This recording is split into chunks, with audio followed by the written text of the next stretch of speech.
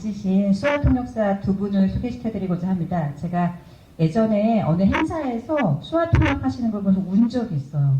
와, 수화를 이렇게 아름답고 슬프게도 설명해 줄 수 있구나. 그래서 무슨 말을 하는지 듣지 않아도 저 손, 저 몸짓, 저 얼굴 보면 어떤 이야기를 하는지 알겠구나 싶은 울림을 줬던 수화통역사님들이 두 분 이 자리에 계십니다. 윤남님, 이명진님 소개시켜드립니다. 네, 이렇게 소개시켜드리고요. 오늘 저한테 요청한 시간 1시간 반 안으로 끝내달라고 요청하셨기 때문에 1시간 반 동안 이 두 분께 큰 박수와 응원을 함께 보내주시면 좋겠습니다. 올해 탈시설 운동 몇 년인지 혹시 아세요? 25년이요. 진짜 25년이에요? 몰라서 물어보는 거 25년인가요? 20년이죠. 네, 20년이라고 보통 이야기하고, 네, 탈시설 운동을 하겠다라고 굉장히 따뜻하고 안락했던, 네, 기간을 벗어 던지고 나왔던, 네, 단체가 있습니다. 그래서 만들어진 단체가 장애어 인권 발바닥 행동인데요. 장애어 인권 발바닥 행동은 몇 년인지 혹시 아세요? 올해가 20년입니다. 네, 그래서 20년 넘게 이제 장애와 인권 발바닥 행동이 정말 자기 이름대로 간다고 발바닥을 불이 나게 열심히 뛰었습니다. 근데 굉장히 의미심장한 실천들을 많이 했고요. 하지만 아직도 20번째 봄이 올 때까지 우리가 나아갈 길은 굉장히 먼 것 같습니다. 그 나아갈 길을 앞으로 걸었던 거 격려하고 앞으로 잘 나아가라는 마음으로 오늘 이 북코선토를 시작하겠습니다. 큰 박수 함성으로 오늘 장애 시사를 나타 북코를 축하해 주시기 바랍니다. 감사합니다. 네. 그래서 이제 여러분들이 앞에 행사에 집중하신 동안 책도 보시면서 종종 우리 뒤에 보면 브로셔가 있어요. 제가 한 3주 전에 장애 인권 발바닥 행동의 활동가로 또 전화를 받았어요. 신입 활동가라고 인사차 전화드렸다. 그래서 제가 뭐라 그랬냐면, 그래서 요건이 뭔데요? 하고 물어봤어요. 그래서, 아무 요건 없이 그냥 전화만 드렸어요. 라고 했는데 제가, 그래도 요건이 있을걸요? 라고 얘기했어요. 장애 인권 발바닥 행동이 저한테, 네, 전화할 때는 항상 두 가지 요건이 있거든요. 어떤 일을 해달라, 아니면 후원을 증가할 생각이 있니라고 물어보는데, 많은 분들 오늘 토크 같이 즐겨주시면서 가실 때 브로셔 한장 받으시고서 요 뒤에 보면 QR코드 있거든요. 정호씨, 그거 눌러보면은 연결될 겁니다. 그래서 함께 봐주시면 좋겠고요. 오늘 이 앞에 계신 패널분들을 모셨습니다. 우선 세태현님, 그리고 조상진님과 그 활동지원사님, 그리고 이주원님, 변지원님, 저는 사회를 보게 된 유혜정이라고 합니다. 반갑습니다. 반가워요. 자, 경호님 자리에 앉으셔야지. 네, 뒤에 계신 분이 행사를 원활하게 진행할 수 있을 것 같습니다. 제가 우선 이제 소개를 드리긴 했는데요. 그래도 각자 마이크 들고 자기 소개를 좀 해주셨으면 좋겠는데요. 오늘 소개는 이렇게 해보면 좋을 것 같아요. 저는 모모 대학의 모모입니다. 이거 말고 아이돌 그룹에서 이렇게 소개하는 방식 있잖아요. 저는 이 책에 모모를 담당하고 있는 모모입니다. 이런 방식으로 한번 소개를 해보면 어떨까 싶은데 우리 가장 재기발랄할 것으로 보여지는 변재현님을 먼저 소개를 한번 부탁드려보겠습니다. 네, 저는 이 책의 첫 삽을 담당한 변재원입니다. 반갑습니다. 아주 짧게 말씀드리면 네. 이 책이 필요할 것 같다라고 해서 진실의 힘에 찾아뵀었던 저는. 이야. 네. 네. 부담스러운데요. 첫 수업을 담당하지도 못했고, 네, 저는, 네, 반갑습니다. 저는 이 책에서, 질문을 담당한, 네, 이주원이라고 합니다. 반갑습니다. 상진님. 안녕하세요. 조상지입니다. 반갑습니다. 네, 태태현님. 네, 저는 김정화 변재현의 맛에 끌려서 어쩌다가 탈시설 연구를 시작하게 된 최태현입니다. 저는 여기저기 담당했습니다. 감사합니다. 감사합니다. 자, 어쨌든 행사를 진행해보도록 할 텐데요. 목소리가 크신 분들은 볼륨 약간 낮춰주시면은 다른 분들 같이 이야기 듣는데 좀 더 수월할 것 같습니다. 오늘 사전 시청 받으면서 관련한 질문을 굉장히 많이 받았어요. 근데 아직도 책을 손에 못 쥐신 분들이 꽤 있으실 겁니다. 왜냐하면 책이 나온 지 이제 불과 며칠 안 됐기 때문에 그렇고요. 그래서 많은 분들이 책과 관련한 이야기를 좀 많이 나눠줬으면 좋겠다라고 이야기를 하셔서 오늘 책 이야기를 좀 시작해 보려고 합니다. 책 이야기 시작하려면 가장 먼저 하게 되는 고민은 이런 거인데 이 책 왜 냈을까? 이런 생각하지 않으세요? 이 책 읽어보신 분들, 목차 보신 분들 보시겠지만 굉장히 많은 이야기를 이 책에 담으려고 해서 저는 목차가 이렇게 긴 책은 사실 참 오래간만에 봤어요. 그래서 목차가 이렇게 촘촘하다니 이런 생각했는데 왜 이 책을 기획했고 어떤 이야기를 담고자 했는지에 대한 이야기를 좀 들을 것 같은데요. 특별히 이 이야기는 아마 제가 보기에는 장애와 인권 발바닥 행동에서 활동하고 있는 김정환 님이 가장 잘해주지 않을까 싶은데 네. 어떠세요? 갑자기 아닙니다. 배우들까다. 배우 주정자 아니고요. 배우들이나 예, 그 혹시 머리끄댕이녀라는 말 아십니까? 네.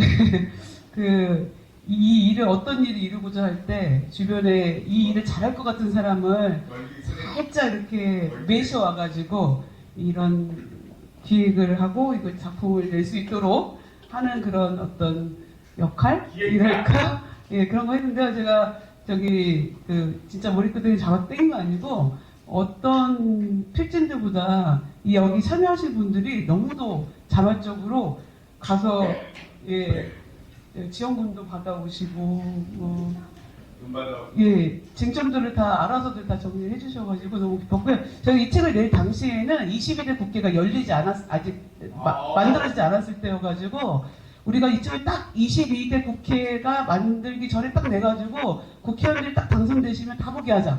이런 마음으로 딱 하려고 했는데 이게 그렇잖아요. 그때까지 안 끝나잖아요. 그래서 21대 선거가 딱 끝나버린 거예요. 그래서 이러고 있는데 마침 또 누군가 12월 3일에 사고를 쳐가지고 또 새롭게 뭔가 새로운 분들이 어떻게 딱 이렇게 정부의 책임을 맡게 된다면 이 책이 정말 필요한 책이 아닐까 이렇게 생각을 하면서 시대가 우리를 도와주는구나 이런 마음으로 내게 되었습니다. 감사합니다. 네, 감사합니다. 제가 김정화 활동가 안지 25년이 됐어요. 제가 살아온 인생의 반만큼 김정화 활동가를 알았는데 두 가지가 변함없는 것 같아요. 항상 열일한다. 두 번째, 욕 많이 먹는 활동가 중에 한 명이다. 앞으로도 그런 전통을 계속 유지하시기 바랍니다. 박수 한번 보내드릴까요? 네. 왜 기획하게 됐고 왜 지금 하필 보통은 4.10 앞에서 낼 것 같은데 장애 관련한 책이면 지금 냈는지 이야기 들어봤는데요. 아까 이제 변재현님이 그런 얘기 하셨어요. 자기가 진실의미에 가서 이 책을 내야 되겠다라고 이야기를 했다고. 그래서 오늘 진실의미 관계자분들이 나와 계신 걸 알고 있는데요. 그 진실의미 혹시 어떤 기관인지 아세요? 몰라요. 그 군사독재 시절 하에서 고문받으면서 간첩이 됐던 일반 많은 사람들이 있습니다. 이분들의 피해, 그 다음에 이분들의 이분들의 명예회복을 돕고자 하는 피해자분들과 조력자분들, 변호사분들, 의사분들이 같이 만든 사단법인이에요. 책도 출판하고 계신데 사실은 진실에서 그동안 냈던 저작물과 지금 본다라는 거리가 있어 보이는 저작물이기도 한데 왜 이 책을 출판하게 되시고 또 이렇게 어려운 시기, 또 책이 팔리기 힘든 시기에 이 책을 꼭 내고자 했는지에 대한 이야기 잠깐 들어볼까요? 네, 우리 김정은 편집자님 박수로 모셔주시면 좋겠습니다. 안녕하세요. 진실의임에서 일하는 김경훈이라고 합니다. 네, 사실 이 책의 기획이나 이런 단계에서 제가 읽진 않았고 그 전임자분이 계셔서 제가 그 상세한 내용 아주 자세하게 알지는 못하는데 일단은 저희가 어떤 좀 우리 사회에서 필요한 활동이라고 생각하는 활동들은 지원 사업을 계속하고 있고 이 책도 그런 지원 사업의 일환으로 일단 시작이 됐었고요.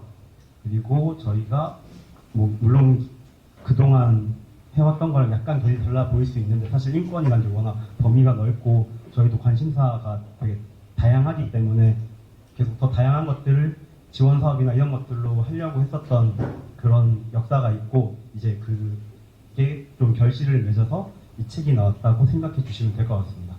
감사합니다. 네, 감사합니다. 어쨌든 책을 내시면 많이 판매하셔야 되는데 판매 전략은 어떤 겁니까? 판매 전략은 일단 없어요. 안 돼요, 그러면. 저자분들의 그 왕성한 활동력과 SNS 홍보 이런 것들을 일단 좀 믿고 저희도 좀 저희 할 수 있는 것들을 계속 좀 찾아보려고 합니다. 오늘 북토크 자리부터 시작해서 좀 다양한 방법을 고민해 보겠습니다. 네, 감사합니다. 자, 오늘 책 많이 읽으시고 주변에도 또 많이 포 날라주시면 참 좋을 것 같습니다. 앞에 계신 게스트분들이 되게 안도하고 계셨을 것 같습니다. 왜냐하면 지금 마이크가 본인들한테 한 번밖에 안 왔거든요. 그래서 본격적으로 마이크를 앞에 계신 패널분들한테 좀 돌려보려고 하는데요. 우선 아까 전에 김정활동가가 머리 끄댕이란 말 아니야 이런 얘기 했는데 최태원님한테 제가 맨 처음 질문을 좀 던지려고 해요. 어떤 계기를 통해서 이 책의 집필에 좀 참여하셨고 이 책이 또 특이한 것 중에 하나가 보신 분들 아실 수 있는데 몇 장을 누가 집필했는지 써있지가 않아요. 의도였는지 아니면 실수였는지 알 수 없지만 모든 편집들은 의도를 갖고 있기 때문에 저는 의도였다 생각하는데 몇 장을 집필하셨는지부터 얘기 좀 들어볼까요? 네, 감사합니다. 사실 저는 그런 것 같아요. 어떤 일을 하게 되는 데는 첫 번째로는 그 일이 중요하기 때문에 하게 되는 경우도 있지만 그 일을 해오는 사람들을 좋아했기 때문에 하게 되는 경우도 있다고 생각됩니다. 그래서 저는 후자였어요. 저는 탈시설에 애초부터 관심이 있었던 사람은 아니었고 단지 탈시설 운동을 오래 해왔던 저기 우리 김정환을 비롯해서 장애인권 발바닥 행동 분들을 견제원을 통해서 알게 되면서 굉장히 뭐랄까 같이 걸어볼 만한 그런 길이겠구나라는 생각이 들어서 시작했습니다. 그래서 사실 제가 저자로 여기 같이 있긴 하지만은 저자의 자격이 있나는 여전히 좀 의문이에요. 예, 저도 공부를 하면서 그리고 알아가면서 이 책을 쓰게 됐고 그러다 보니까 이제 나 같은 사람이 궁금해할 건 무엇일까라는 거를 이제 책에 다른 분들을 통해서 조금씩 녹여낼 수 있었던 것 같습니다.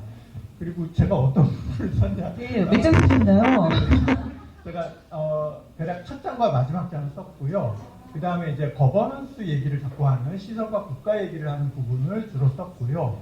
마지막에 이제 좀 편집을 좀 작업을 제가 담당했습니다. 아, 그러면은 1장에 주로 담겨있는 이야기가 도대체 시설은 무엇인가에 대한 개념에 대한 설명을 좀 쓰셨더라고요. 맞죠? 그러면 장애인 권리 관점에서, 장애인 인권 관점에서 시설은 어떻게 정의 내려질 수가 있는 건가요? 아, 사실 그 부분은 우리 어디 기자였죠? 최한별 활동가님께서 잘 또 말씀해 주실 것 같은데 시설이란 곳은 사실 이 책에서 이제 시설을 어떻게 정의할 것이냐고 할 때 좁게 정의하자면 장애인 장기 거주 시설이죠. 그런데 이걸 조금 넓게 보자면은 시설이라는 건 결국은 사람의 자기 선택권을 제한하는 모든 공간을 시설이라고 말할 수 있는 것 같습니다. 저희가 이제 넓게는 그렇게 정의를 했고요. 그 다음에 이제 그런 의미에서 또 이런 시설을 계속 강화하게 되는 그런 경향을 보이는 사회를 저희가 시설사회라고 또 이해하고자 했습니다. 장애여성 공감에서 애초에 내주셨던 시설사회 같은 책을 통해서 이제 저희가 그런 정의들을 가져왔다고 이해해 주시면 좋을 것 같습니다. 네. 그럼 한 가지만 더 여쭤볼게요. 아까 장애인 장기 거주 시설이라고 얘기했을 때 이런 것들을 경향을 강화시키는 걸 시설 사회라고 명명하셨잖아요. 근데 어떤 경향들이 이 시설 사회를 강화시키는 기제 요소가 되는 건가요? 여기 보면 국가가 어떤 역할을 하고 그것들에 대해서 보통 얘기는 사회복지 기관들이 어떤 역할을 하면서 이것들이 훨씬 더 증대되었다는 표현을 하시거든요. 네, 우리나라의 경우를 보자면 이런 시설들이 확대되게 된 경로는 국가가 혹은 정부가 직접 어떤 사회 서비스를 전달할 수 있는 충분한 인력이나 예산, 자원이 부족했기 때문입니다. 그러니까 이런 복지, 과거에 이제 그렇게 있었던 고아원이나 이런 복지 시설들이 이제 주로 종교, 그 다음에 어떤 기부에 의한 재단 형태로 이제 시작이 됐었죠. 그것을 이제 국가가 사후에 정당화하는 그런 법제화를 통해서 정당화해 나가는 그런 과정을 겪었던 것으로 파악이 됐습니다. 그런데 그런 과정에서 이제 국가가 민간 법인을 지원해 주면서 이제 강하게 규제를 할 수는 없었어요. 그 지점에서 이제 뭐랄까 그런 민간 법인들, 특히 이제 종교 법인들 이런 쪽에서 자기들만의 규율을 가지고 그리고 국가의 관리권이 이렇게 많이 들어오지 못하는 범위 안에서 굉장히 자율적으로 시설을 운영할 수 있는 그런 식으로 이제 제도화가 이루어졌던 것으로 저희가 보았습니다. 그런 과정에서 사실 저희가 지금 관점에서 보자면 사실은 그런 장애인 거주 시설에서 벌어지는 여러 가지 학대나 우리 조상희 선생님께서도 나와 계시지만 직접 체험하셨던 그런 뭐 일반적인 시민들의 입장에서는 상상하기 어려운 그런 체험들을 많이 하셨는데요. 그런 것들이 어떻게 벌어질 수 있었을까? 이런 것들을 우리가 고민해 볼 때, 시설이라는 제도가 굉장히 특유의 제도다. 그 어느 것도 민간 부분의 자율성을 인정한다고 하면서 이제 국가의 통제력이 미치지 못하는 그런 범위에서 계속 이렇게 재생산돼 왔구나 하는 거를 이 책을 통해서 여러분들이 좀 이렇게 보실 수 있지 않을까 생각이 됩니다. 네, 감사합니다. 아마 많은 분들이 시설과 우리 사회 왜 시설이라는 것들을 이렇게 부응할 수밖에 없었는가에 대해서 좀 설명을 들으셨다 생각이 드는데요. 그 두 번째는 조상진님한테 제가 물어볼게요. 상진님은 어쨌든 인터뷰에 응하셨어요. 사실은 인터뷰를 하고 이야기하는 게 어떻게 보면 자기 기록을 남기고 증언하는 거기도 하지만 어떤 사람의 생애가 딱 활자된다라는 것은 또 자기를 벌거벗겨서 사람들의 다양한 세간의 눈 속에 놓아두는 일이기도 하거든요. 그래서 일정한 결심도 필요하고 결단도 필요한 일이기도 한데 인터뷰에 응하셨던 이유는 뭐고 인터뷰를 통해서 어떤 이야기를 하고 싶으셨는지 여쭤보고 싶습니다. 저는 노드려하게 다니는 학생입니다. 책의 저자 중 한 분이신 김유미 선생님은 제 스승님이십니다. 2년 전에 유미 선생님께서 발간할 책의 내용을 말씀해 주시면서 저의 시설 거주 경험과 탈시설 이후의 삶에 대해 얘기해 달라고 하셨어요. 인터뷰할 당시에 저도 제가 있었던 문예은이 요양원에서 같이 지내던 동료들과 시설에 대한 이야기를 하고 영상 촬영을 하는 중이라 어렵지 않게 말씀드릴 수 있었습니다. 인권이라는 건 존재하지 않고 사육당하는 가축들처럼 던져주는 밥 먹으며 죽을 날만을 기다리고 있는 장애인 거주 시설의 참혹함에 대해 많은 사람들에게 알리고 싶어요. 그래서 시설은 반드시 폐쇄되어야 하고 시설에 있는 제 동료들이 모두 지역사회로 나와 그냥 사람으로 살아갈 수 있도록 사람들에게 얘기하고 힘을 모아달라고 부탁드리고 싶어요. 네, 감사합니다. 제가 상진님께는 미리 질문을 전해드렸었어요. 좀 생각할 시간도 필요하시고 또 이렇게 말로 옮길 시간이 좀 필요해서 부탁을 드렸는데 이렇게 답변을 주셨고요. 그래서 사실 이 책의 전체를 사실 관통하고 있는 이야기는 아시는 분들도 아시겠지만 특별히 문제가 있는 시설의 문제가 아니라 모든 시설이 필연적으로 일정한 문제를 갖고 있다라는 것이 이 책에 관통하고 있는 전체 주제라고 이야기할 수 있는 데인데요. 어쨌든 상진님은 의도하지 않게 시설에 굉장히 많은 시간을 보내셔야 됐었잖아요. 이 시설에서의 경험들 속에 굉장히 다양한 경험을 하셨겠지만 그 중에서도 일상에서 꾸준히 반복되어진 가장 시설스러운 경험이 있다라면 그 부분을 조금 들려주실 수 있으실까요? 시설에서만 있는 일인데요. 외부에서 손님들이 올 때마다 우리 안에 갇힌 동물들처럼 깨끗한 옷으로 갈아입고 순한 강아지처럼 앉아있으면 외부인들은 방 안으로 들어와 저희를 구경하면서 안쓰러운 눈빛으로 저희들을 바라봐요. 그리고 후원금이라는 관람료를 시설에 내고 선한 행동을 한 본인의 행동을 뿌듯해하면서 집으로 돌아가죠. 정말 시설스럽지 않으신가요? 한 가지를 더 말씀드리면 시설에서 나온 후에 가장 좋았던 건 늦잠을 마음껏 자고 새벽까지 TV를 볼 수 있는 거였어요. 시설에서는 하루도 거르지 않고 같은 시간에 밥을 먹고 같은 시간에 잠을 자고 같은 시간에 일어나 목욕을 하고 같은 시간에 운동장에 나갑니다. 개인 행동이라는 건 없고 컨베이어 벨트에서 이동하는 물건들처럼 기계적으로 같이 움직입니다. 장애 당사자의 의견을 표현하는 게 불가능하고 관리자들의 편의와 이익을 위해 일상의 모든 시간과 행동을 통제받는 곳이 장애인 거주 시설입니다. 네, 감사합니다. 사실 제가 탈시설에 대해서 처음 배울 때가 장애인 있고 발바닥 행동에서 나를 위한다고 말하지 말라는 책을 낼 때였어요. 근데 그때 제가 인터뷰했던 분이 서신연이었는데 그 언니도 탈시설 하셨던 분이셨거든요. 그래서 여쭤봤어요. 언니 시설에서 뭐가 가장 힘들고 어려웠어? 나오니까 뭐가 가장 좋아라고 했는데 제가 그 답변을 듣고 사실 좀 울었던 것 같아요. 딱 한 가지, 여러 가지 일이 딱 한 가지 가장 기억이 남는 게 나는 어렸을 때부터 항상 동자생이라고 불렸어요. 그러니까 9살 때 이후로 몸이 이제 힘드니까 부모님들이 목욕하기 편하려고 머리를 빡빡. 시설에서 머리를 빡빡. 근데 밖에 나와서 맨 처음에 한 일에서 머리를 기를 수 있는 거. 그래서 소위 머리 꼬다리를 이렇게 만들 수 있는 게 가장 기뻤던 일이었다라고 얘기하는 걸 들으면서 시설이라는 게 우리가 정말 일상적으로 하는 이 모든 것들에 대한 자율성과 통제성을 빼앗기는 공간이구나를 새삼 느꼈던 기억이 지금 또 이야기 들으면서 생각이 납니다. 이제 당연히 마이크가 올 거라고 하면 기대하셨을 것 같은데 이수연님 이제 내 순서가 다가왔구나 라고 생각하셨을 것 같습니다. 제가 오늘 오면서 사실 저는 이주연님 여기서 이제 처음 뵙게 되는 거예요. 책 때문에 처음 뵙게 되는 거를 찾아봤더니 이렇게 써있더라고요. 어딘가에 삭제된 글입니다만 대학 새내기 때 장애인 야학에서 만난 학생들로부터 장애 감수성을 배웠다. 제가 정말 마음에 드는 문장이 여기서 나와요. 오지랖 넓고 남 되는 일을 좋아해서 변호사가 되었다라고 되어 있더라고요. 이걸 읽고서는 이 책을 쓸 수밖에 없었겠다 싶기도 했는데 어떤 계기로 이 책에 집필에 합류하셨는지 쓰시면서 가장 어려웠던 건 어떤 거였는지 듣고 싶습니다. 네, 제가 일단 공익법단체 두루라는 단체 소속으로 활동을 하고 있는데요. 두루에서 활동을 하면서 이렇게 여러 장애단체 분들하고 협업하면서 장애인권 관련된 활동을 주로 계속 해왔었습니다. 그 주된 활동 중에 또 하나가 이제 탈시설 운동을 함께 하는 것이고요. 지금도 이제 제 주요 이제 저희 단체에서 하는 그 프로젝트 또는 활동 중에 하나가 탈시설 운동이기도 한데요. 이 책을 같이 쓰게 된 건 이제 저의 머리끄댕이를 감사하게 잡아주신 김정아 활동가님께서 머리끄댕이 잡았구나.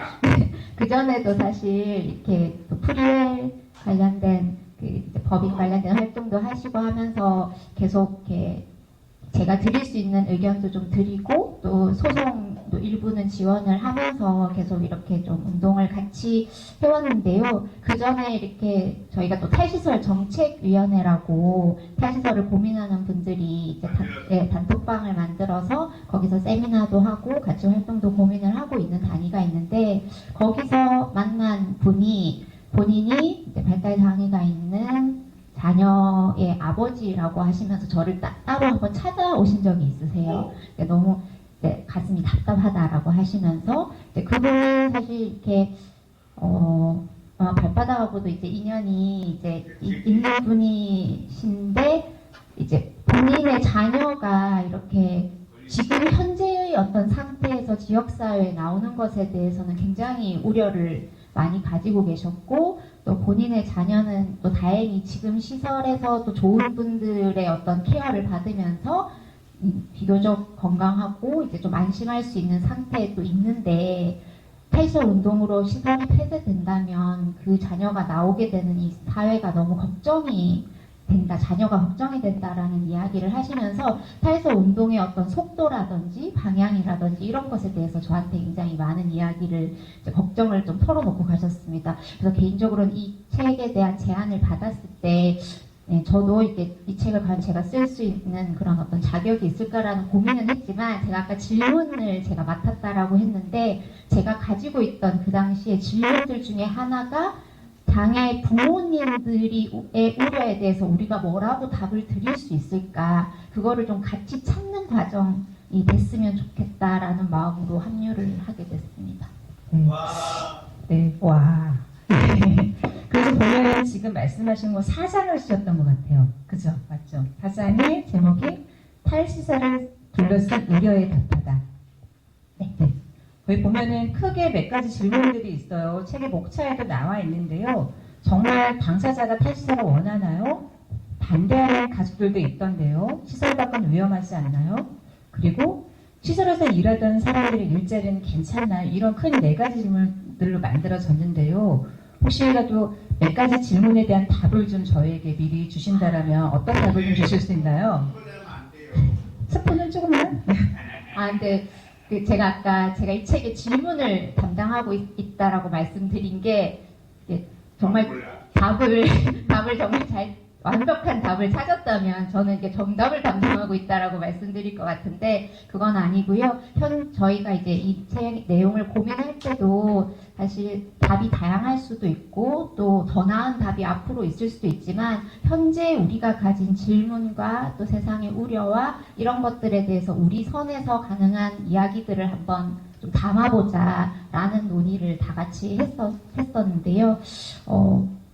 이게 제가 생각했을 때 그래도 정답이라고 말씀드릴 수 있는 부분은 시설이 선택이 본인의 선택, 나는 시설에서 살고 싶어요 라고 말하는 그 선택은 이제 어떻게 보면 우리가 그것이 그분의 어떤 선택으로 존중되어서는 안 되고 지금은 왜냐하면 그분이 그렇게 말할 수밖에 없는 어떤 상황 그리고 그분이 가진 정보 그리고 부족한 어떤 현재의 지원 이런 상황에서 어떤 거주지 중에 하나로 시설이 선택의 하나가 돼서는 안 된다라는 것이 대부분 지금 현재 우리 사회에서의 답 중에 하나로 좀 인식되어야 되지 않을까라는 그걸 제외하고는 본인이 원하는 곳에서 원하는 사람과 충분한 지원을 받으면서 살아가는 것이 되게 중요한 부분이라고 저는 출발했습니다. 네, 감사합니다. 안녕하세요. 제가 이 책을 읽으면서 그런 생각이 들었어요. 왜 장애인이 이제 밖에 나면 안전할 수 있을까, 위험한 건 아닐까라고 얘기하는데 거꾸로 질문 던질 수도 있는 거 아닌가? 왜 장애인에게 안전한 세상을 우리가 만들지 못하면서 네가 안전을 하지 못하면 어떻게, 위험하면 어떻게라고 물어보는 거 아닌가? 마치 여성들이 저녁 늦게 활동하고 싶은데 우리가 우리를 못 지켜서가 아니라 사회가 불안해서 우리 다닐 수 없는 것처럼 문제를 누구에게 질문해야 되는가에 따라서 답은 달라질 수 있다. 이렇게 지금 읽었는데요. 방금 이야기하신 거에 약간 힌트를 얻자면 여기 김유민님 혹시 어떻게 계세요? 우리 유민님이 섭게 가려져 있는데 네, 마이크 한 번만 주십시오. 저희 오늘 목표는 필진들 모두에게 질문을 던지는 겁니다. 자, 우리 이 책을 읽어보면 유일하게 이 장은 누가 썼는지가 아는 장이 나옵니다. 조상진님 장과 박민지 장은 김민희님이 썼어요. 왜냐하면 책에 보면 나는 이라고 가로치고 김민희라고 써있거든요. 그래서 나가 나오는데요. 제가 이제 유민희한테 여쭤보고 싶은 게 마침 생겼어요.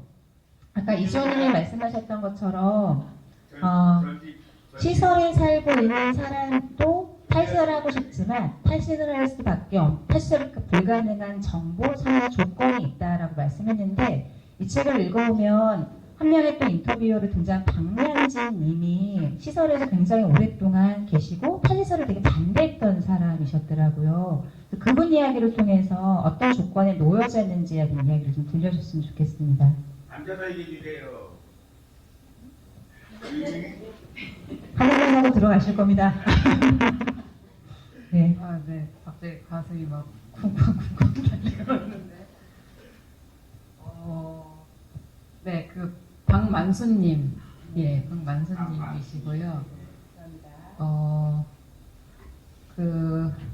만수님이 제가 이제 지역사회에서 잘 살고 계신 당사자분들을 많이 뵀는데, 만수님이 왜 계속 시설에 사셔야 할까?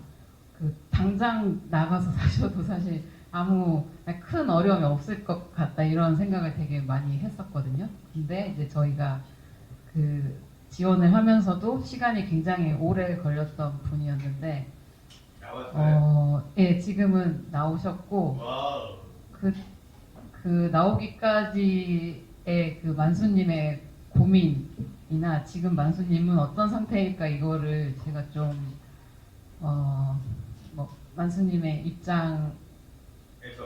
입장으로 최대한 해서 이제 좀 고민을 해봤었는데, 만수님은 어릴 때 인강원 시설에 들어가셔가지고 거기서 그냥 쭉 사셨고, 제가 지지난주인가요? 환갑잔치를 다녀왔어요. 그런데 그럼 이제 60세가 되신 건데, 예, 그런데 시설에서는 49년을 사셨던 분이어가지고, 근데 이제 시설이 이제 요즘에는 이렇게 지역사회와 교류하는 시설들도 있고 한데, 그렇지 않은 시설들도 굉장히 아직 많기 때문에, 만수님은 계속 시설 안에서만 사셨던 분이셨고 또 시설 안에서 그 뭐 이제 동료들을 지원하는 뭐 일을 대신 해주고 뭐 이런 역할로 시설 안에서 오래 사셨던 분이어가지고 다른 세상을 경험해 본 적이 거의 이제 전무한 그런 분이셔서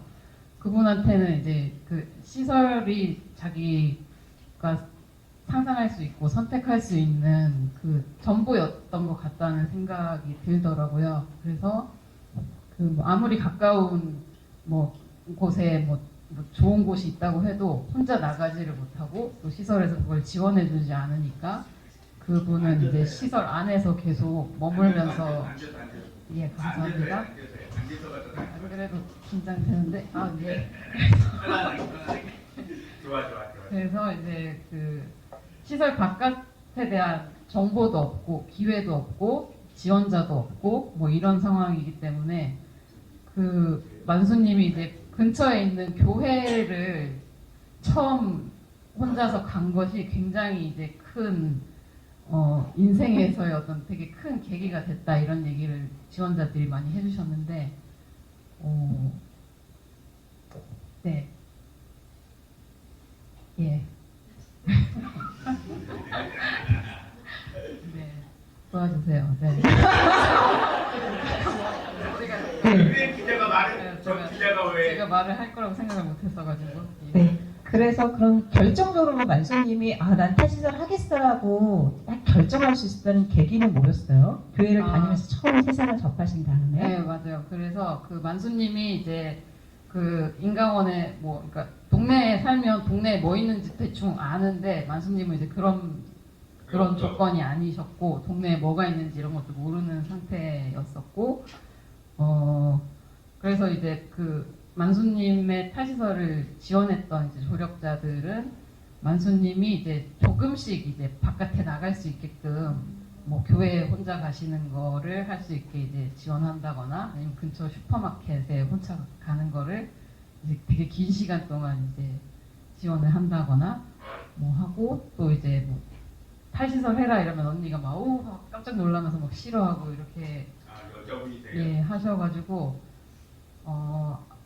조금 이제 그 센터의 주택 담당자들이나 이렇게는 약간 이렇게 우연히 만나는 것처럼 해서 동네 슈퍼에서 또 만나고 뭐 이런 식으로 이제 조금씩 이제 그 계기를 만들고 이분이 좀 익숙해지게 지원을 했다고 들었고 그래서 그분이 이제 탈시설한 그 주택도 그 인강원에서 걸어서 뭐 30분 안에 갈 수 있는 곳이에요. 그래서 만수님이 이제 그분의 이제 자기가 이제 좀 자유로울 수 있는 반경이 이제 그 정도 거리까지 확보가 된 상태여서 이제 걸어서 그 주택에 가보고 또 이제 이미 먼저 나와 있는 동료들 집에도 가보고 하면서 그렇게 되게 천천히 자신감이 생겨서 탈시설을 결정하셨던 것 같아요. 네. 네, 감사합니다. 네, 우리 이모님 제가 안 시킬 줄 알았는데 시켜서 죄송하고요. 필진으로 참여하시는 분들 긴장하고 계십시오. 언제 마이크 갈지 모릅니다. 네, 지금 말씀하신 거 보면 어쨌든 간에 탈시설하기 굉장히 다양한 조건들이 사실 만들어질 때 탈시설을 생각하거나 상상하거나 행동에 옮길 수 있을 것 같은데요. 옆에 이제 변재현님 앉아 계세요. 제가 재현님의 소개도 좀 찾아봤어요. 너무 궁금해서 이런 질문 던질 수 있을지 모르겠지만 교보문고에 보니까 책 내시고 책 속에 이렇게 써있더라고요. 세상으로부터 버림받지 않기 위해 돈을 내는 공부를 해야 한다는 가족의 믿음에 따라 경영학과 행정학을 전공했지만 결국 장애인과 소수자 정책을 이야기하는 작가이자 연구자가 되었다라고 써있어서 궁금했어요. 요즘 수입은 괜찮나요? 수입이 무척 안 좋고요. 장애 운동을 하는 게 아니었는데. 근데 그 배운 게 도둑질이라고 계속 배운 게 기획이다 보니까 아까 앞서 나왔던 질문들 중에 조금 메꿔드리려고 제 배운 게 도둑질이니까 제 도둑질을 좀 소개시켜드릴 겸 여기 보시면 바로 판매 모드 가죠. 보시면 저자가 8분이 보이시지 않나요? 김남희님부터 여기 최한별님까지. 제가 요거를 처음에 8분을 이게 저희가 다 같이 회의를 할 때 무슨 생각을 했냐면, 만약에 선생님들이 오늘 당장 책을 쓴다고 생각해보세요. 그 8분을 모을 거예요. 그럼 어떻게 모으실 거예요? 1번, 나랑 제일 친한 친구 7명 모은다. 뭐 이런 방법도 되겠죠. 근데 글의 퀄리티가 보장이 안 될 거 아니에요. 아니면 생각 똑같은 사람들끼리 모이면 재미없을 거 아니에요. 그래서 제가 그 당시에 이제 고민을 했던 지점은 뭐냐면, 탈시설이라는 게 이게 반은 무모하고 반은 현실적이에요. 제가 봤을 땐 그래요. 그래서 반은 무모하니까 절반은 활동가들에게 맡기자. 활동가들만큼 무모한 사람들이 없다. 제가 이렇게 생각했거든요. 그리고 절반은 현실적인 사람들한테 맡기자라고 생각했을 때, 그 정책에서 현실적인 사람이 누가 있을까라고 생각하면 저는 연구자랑 변호사가 떠올랐어요. 그래서 여기 보시면 이 8분의 조합이 그렇게 된 거예요. 타사가. 네. 그래서 여기 보시면 변호사분이 2분이, 근데 갑자기 한 분이 국회의원이 되셔가지고 제가 이 책을 쓸 때 몰랐어요. 근데 어쨌건 변호사가 2분이 계시고, 연구자가 2분이 계시고, 활동가가 4분이 계시고 그래요. 근데 이제 그 말씀하신 것처럼 이제 제가 경영학이랑 행정을 하다 보니까 그 과정에서 제가 책을 좀 몇 권을 썼는데, 거기서 또 2번째로 짚히는 지점이 하나가 있었어요. 뭐였냐면, 8명을 모아놓고, 자, 너 1장 써, 나 8장 써. 해서 1장 최한별, 2장 변전 이렇게 했을 때 제가 그 책을 사실 끝까지 읽어본 경험이 없어요. 그게 뭐라고 하지? 토막난 글을 8개 모아놓은 거를 별로 재미가 없더라고요. 그러니까 저자분들은 만족스러울 수 있는데 독자 입장에서는 글이 따로 논다는 느낌이 너무 심해가지고 이거를 묶어야겠다라고 생각이 들어서, 그러니까 표현이 좀 그렇지만 상품으로 만들어야 되잖아요. 네, 그래서 상품이 되어야 되니까, 그래서 이게 지금 여기에 보시면 어느 저자가 뭘 썼는지가 안 나와 있어요. 1장부터 6장인지 7장인지가 뭐가 없어요. 고도의 전략이었군요. 그게 없습니다. 그래서 그냥 잘 모르시면 한 사람이 끝까지 쓴 것처럼 되죠. 네, 그래서 이제 그 맥락 속에서 이해를 하시면 돈 되는 걸 배워서 탈시설 책을 써서 돈을 못 벌고 있다. 이렇게 결론이 날 것 같습니다. 네, 본인은 좀 하셔야 되는데 지도교수님한테 강하게 항의하시기 바랍니다. 오늘 이제 참여자분들 질문을 받아 보니까 가장 많은 질문이 뭐였을 것 같아요? 탈시설 이것도 말이 되나요? 뭐 이런 거. 아니요, 그보다는 탈시설을 잘하기 위해서 우리가 뭘 준비해야 될까라는 질문이 압도적으로 많았어요. 준비된 독자들이라는 겁니다. 그래서 이게 사실은 감사한 말씀인데요. 제가 경호님 죄송한데 거기 앉으셔야 돼. 안 돼. 그럼 제가 여기 잘 안 보이는데? 아니 보고 있는데. 그럼 대신 조용해 주셔야 돼요. 아시겠죠? 자, 되게 감사한 말씀이시죠. 왜냐하면 탈시설을 잘하려면 어떻게 해야 될까요? 제가 사실 엊그제까지 어머니 상을 치러 나왔는데, 혹시 가족분들 중에 아프신 분들 아니면 친척분들 통해서라도 경험이 있으신 분들이 있으시면 생애 마지막에 그런 거 들어보신 적 있으실 거예요. 나 그래도 집에서 쉬고 싶은데. 네. 그거가 그 마음이 이기적이라고 말 못하거든요. 자기는 8인 1실 병동 말고 자기 방에서 좀 쉬고 싶을 수 있잖아요. 그것도 만약에 그게 생애 마지막 공간이라면? 근데 그거를 우리는 어려운 말로 하면 탈시설인 거예요. 그렇잖아요. 네. 그럼 그걸 어떻게 잘할 거냐라는 질문이랑 사실은 같은 질문이에요. 네. 그 같은 질문인데, 그냥 오피셜한 그러니까 공식적인 대답과 비공식적인 대답을 섞자면, 공식적인 대답은 4장, 5장, 6장을 보시면 될 것 같아요. 네. 근데 그거를 제가 130쪽을 여기서 읽는 건 의미가 없겠죠? 그쵸. 그걸 앞으로 읽으려면 3시간 반은 걸릴 테니까요. 그거는 읽으시는 걸로 하고, 비공식적인 대답으로 바꾸자면, 이게 가족이 독박 써서 해결할 수 있는 문제는 아닌 것 같아요. 무슨 말인지 아시겠어요? 예를 들면은 뭐 어머니가 됐건 자녀가 됐건 나 그래도 방에서 쉬고 싶은데, 그래 나 오늘 직장 다 때려칠게. 너랑 나랑 끝까지 가보자. 이렇게 해서 해결할 수 있는 문제는 아닌 것 같아요. 그래서 그 과정에서 결국 우리가 너와 나의 관계로만 얘기하지만 사실 여기 하나가 빠져 있어요. 뭐가 빠져? 혹시 경험? 이게 야, 저래도 안 가요, 진짜. 국가가 사실 빠져 있잖아요. 국가가 사실은 빠져 있어요. 근데 이제 제가 여기서 국가라고 두 마디로 건조하게 말했지만 그 국가가 되게 많은 역할이 필요하거든요. 궁금하신 분들은 사실 모셔 들어오시면 됩니다. 네. 안 그러면 너무 길어지니까 여기까지밖에 제가 네, 감사합니다. 야, 역시 속도도 조절해주는 훌륭한 포럼이었습니다.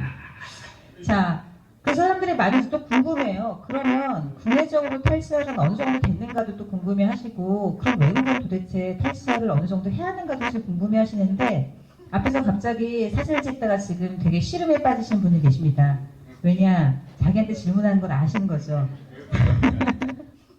우리 한국장애인보험 활동가이신 최한별님께서 제가 알기로는 외국에서 어떻게 이제 탈설이 가능했고 지금 탈설이 진행되고 있는가에 대해서 쓰셨더라고 하더라고요. 그래서 우리 김남현 선생님 제가 또 다른 걸 여쭤볼 거라서 걱정하지 마십시오.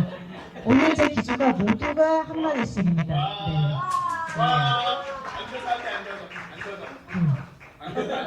네, 그래서 저희 책에 보니까 캐나다, 뉴질랜드, 미국, 스웨덴 등은 이미 탈시설의 경험을 가졌더라고요. 이 나라들이 짧게 탈시설의 경로를 가져갈 수 있었던 가장 중요한 동력은 무엇이었을까? 이게 좀 궁금했어요. 저도 참 궁금한데요. 우선은 저는 그 답이 오늘 오신 준비된 독자분들이라고 생각합니다. 그러니까 사회적으로 맞아. 이 사람이 아까 이제 좀 너무 좋은 설명들도 해주셨고 너무 좋은 책도 나왔습니다만 맞아. 사람이 시설에 갇혀 사는 것은 인간다운 삶이 아니지 존엄한 삶이 아니지라는 것들을 국가에 있는 사람들, 우리가 함께 사는 동료 시민들이 그것을 알고 있을 때 그럴 때에 국가에서 또한 그것을 추동할 때 더 이렇게 힘있게 그런 것들이 가능했던 것 같습니다. 그리고 거기에는 그 시민들이 그런 인식을 갖게 되기까지에는 물론 당연히 국가의 역할이 굉장히 중요했죠. 여기에서는 국가가 그냥 무조건 끌고 갈 테니까 따라와가 아니라 사실 뉴질랜드 같은 경우에도 마지막 그 대형 거주시설을 폐쇄할 때 그때도 굉장히 부모님들의 반대가 거셌더라고요. 그런데 이때 발바닥 같은 활동가들이 막 앞에 나가서 못방하고 싸우고 아닙니다. 저희 할 수 있습니다. 이렇게 하는 게 아니라 복지부에서 무려 14차례에 걸쳐서 가족들을 만나고 이 가족 걱정되시는 게 무엇인지 진지하게 듣고 그러면 우리가 정부로서 책임을 지고 지역사회 이런 것들을 만들겠다라는 이런 책임 있는 것들을 했을 때 시민들의 어떤 시설에 살면 안 된다라는 어떤 사람도 시설에 살면 안 된다라는 인식과 또 그것을 가능하게 만들 수 있는 제도와 이 신뢰를 주는 국가 이런 것들이 같이 견인되었기 때문에 빠르게 가능할 수 있었다라는 생각을 하게 됐습니다. 네. 그럼 그런 나라들은 탈시설 했을 때 탈시설 당사자들이나 지역사회에 일정한 변화들이 지금 일구어지긴 했나요? 어때요? 네, 실제로 그런 것 같습니다. 그러니까 시설이 있으면 이 지역사회의 삶이 추동되는 게 확실히 힘이 떨어지는 것 같아요. 왜냐하면 보이지 않기 때문에. 내 눈에 보이지 않는 사람들이기 때문에 그냥 나는 이 사람들이랑만 잘 살면 돼가 되는데 시설이 문을 닫고 이전에 내가 경험해보지 못한 이웃들이 나의 옆집에 등장했을 때 내 출근길에 등장했을 때 나의 학교에 나의 일터에 등장했을 때 뭐지? 우리 어떻게 살아야 되지? 하는 고민들이 생겨나고 그 고민들을 통하여서 이렇게 살아갈 수 있구나. 나의 삶도 이런 이웃들과 함께 풍요로워지는 것이구나 라는 것들을 경험함으로써 더 이제 그래 탈설해야 되는구나. 그러면 그동안 몰랐는데 정신병원에서도 많은 사람들이 갇혀 있었네. 노인요양시설에도 많은 사람들이 갇혀 살아가네 라는 것들을 경험하면서 더더욱 이런 게 좀 이렇게 활류됨으로써 빨라지는 것도 있는 것 같아요. 네, 감사합니다. 자, 준비된 필진이었습니다. 네, 이제 자유롭게 관람하셔도 돼요. 자, 어쨌든 지역사회 탈시설에 지역사회 고민이 많아졌다는 이야기를 하시는데 제가 조상진한테 질문을 받았더니 선생님도 탈시설 이후에 되게 고민이 많아지셨다라고 이야기를 하셨더라고요. 그래서 탈설했을 때의 삶과, 그러니까 맨 처음 시설의 삶, 그 다음에 가족과 지내는 삶, 탈설했을 때 가장 고민이 많아졌다라고 이야기했는데 왜 고민이 많아지신 거예요?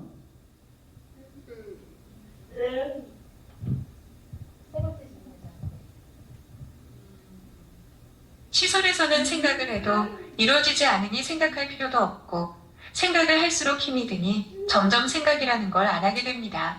그러다가 내가 사람이었다는 사실도 잊어버리게 됩니다. 반대로 지역사회에 사는 저는 끊임없이 생각을 합니다. 뭘 먹고 입을지, 언제 자고 일어날지, 북콘서트에 참석할 스케줄이 되는지 안 되는지 등등을 생각합니다. 시설은 배고픈 동물이었던 조선지가 생각하는 인간 조선지가 된 겁니다.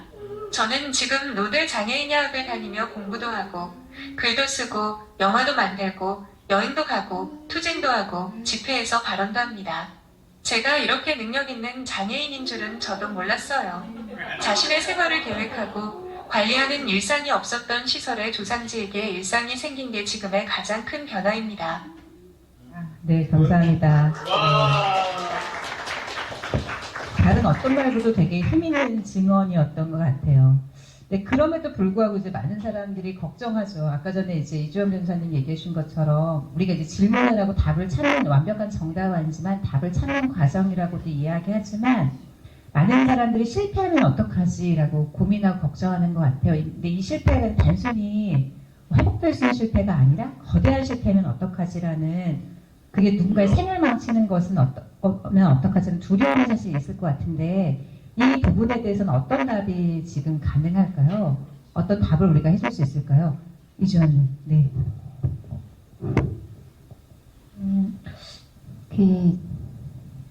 참 말씀드리기가 조심스럽긴 한데요.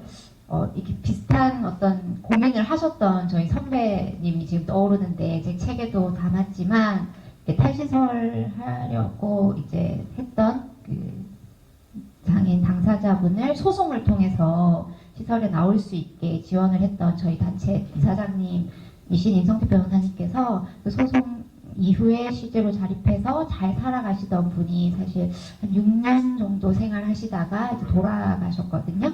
그래서 그분의 장례식장을 갈 때 굉장히 마음이 어지러웠다고 하더라고요. 괜히 시설에 살았다면 혹시 더 살 수 있지 않았을까라는 등등의 생각 때문에 괴로우셨다고 하는데 그분을 인터뷰한 내용도 여기 담은 것인데 그분께서 해주셨던 이야기가 이제 어떤 장애인 당사자분이 다른 집회에서 위험할 권리를 얘기를 하셨대요. 그 얘기를 들으면서 좀 많이 위로가 됐고 또 장례식장에서도 많은 분들이 시설에서 수십 년 살았던 것보다 시설 이후에 6년 동안 그 찬란하게 정말 다양한 활동을 하시면서 일상을 누리고 즐기면서 사셨던 삶이 훨씬 더 행복하셨을 거다라고 이제 또 많은 분들이 위로를 해주셨다고 하더라고요. 그런 이야기들을 이제 저도 이제 담으면서 결국에는 어쩌면 시설 밖이 지금 좀 더 위험할 수도 있고 또 다양한 그 도전과 또 실패가 있을 수 있지만 그것조차 본인이 결정한다면 모두가 다 존중하고 최대한 안 위험하게 국가가 또 해야 되는 일들을 마땅히 하면서 그것을 같이 감당해 가야 되지 않을까라는 생각이 듭니다. 네. 덧붙이고 싶은데요. 그거를 이제 우리가 역사 시간에 보면 반사실적 근거라고 하는 게 있거든요. 뭐냐면 그때 누가 안 쳐들어왔으면 이렇게 되지 않았을까? 뭐 그때 전쟁이 안 났으면 지금쯤 우리가 이렇게 되지 않았을까? 사실 그럴 수도 있고 아닐 수도 있거든요. 근데 제가 이 얘기를 굳이 드리는 이유가 뭐냐면 그때 시설을 나오지 않았다면 이렇게 되지 않았을까 때문에 지금 힘든 거잖아요. 사실 탈시설은. 근데 반대로 우리가 그러면 역으로 질문해봐야 되는 게 그럼 시설에서 그냥 돌아가신 분들에 대해서는 우리가 같은 질문을 안 던져요. 뭐라고 던지냐면 돌아가실 때가 됐으니까 돌아가셨나 보다. 근데 우리가 시설에서 나오신 분들한테만 그때 그 시설에서만 안 나왔다면 이라고 질문을 던지는 거죠. 그러니까 질문이 좀 평등하지 않은 지점들은 있어요. 그 지점들은 분명히 있거든요. 그래서 저는 그걸 좀 같이 생각해야 되지 않을까. 말씀하신 것처럼 지역사회에서의 서비스가 부족하고 더 만들어져야 되는 것도 있지만 우리가 어떤 삶에 대해서만 너무 가혹하고 어디선가의 죽음에 대해서는 너무 죽을만 했지. 뭔가 이런 식으로 너무 쉽게 판단하는 것도 경계할 필요가 있지 않나. 그 말씀 꼭 주세요.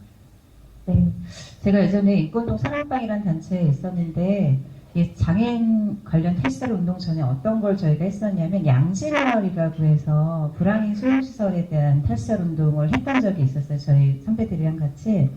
근데 거기 이제 굉장히 많은 분들이 이제 알코올릭이셨던 분들이 많으셨는데 어쨌든 그 양질마을에 대한 시설 비리가 폭로가 되고 그 시설이 이제 폐쇄되게 됩니다. 그 안에 굉장히 많은 엄청난 일들이 발생을 해서 양질마을 원장이 이제 형사처벌을 받고 이런 과정도 쭉 있었거든요. 네, 이제 근데 많은 분들이 이제 일시적으로 탈설이 의도하지 않게 탈설된 거죠. 개중에 많은 분들은 자기의 생계 터전을 또 찾아가시고 가족을 이루셨지만 개중에 많은 분들은 저희 사랑방 문을 놓고 하시면서 오늘 먹을 술값, 내일 먹을 술값을 얘기하시거나 또 이제 서울역에 노숙인이 사실 되시기도 하셨어요. 그러다가 저희가 부고 소식을 듣기도 했는데 그때 이 생각이 쭉 나면서 근데 이제 그런 생각이 드는 거예요.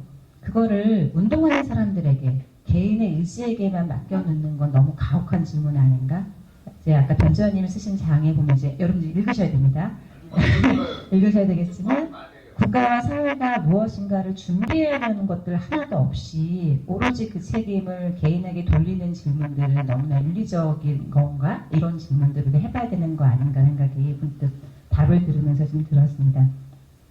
인식의 전환이 굉장히 중요하다라고 하면 아까 시설사회 이야기를 하셨는데요. 굉장히 강력하게 국가나 지금 사회복지기관, 사실은 이제 사회복지기관이라고보다는 사회복지사업기관이라는 표현들도 좀 쓰셨는데 여기가 가장 큰 반대 집단이 사실 된 표현도 사실 있는 것 같아요. 이 문제, 이 문턱은 어떻게 넘어설 수 있을까요, 최태원님? 네. 네, 어려운 질문 담당. 예, 입니다. 지금의 시설들을 보면 이미 굉장히 오랜 시간 동안 제도화가 되어 있어요. 그러다 보니까 굉장히 강구합니다. 이렇게 어떤 하나의 정책을 타고 이렇게 들어온 제도가 강구화되면 확 바꾸기가 굉장히 어려운 거예요.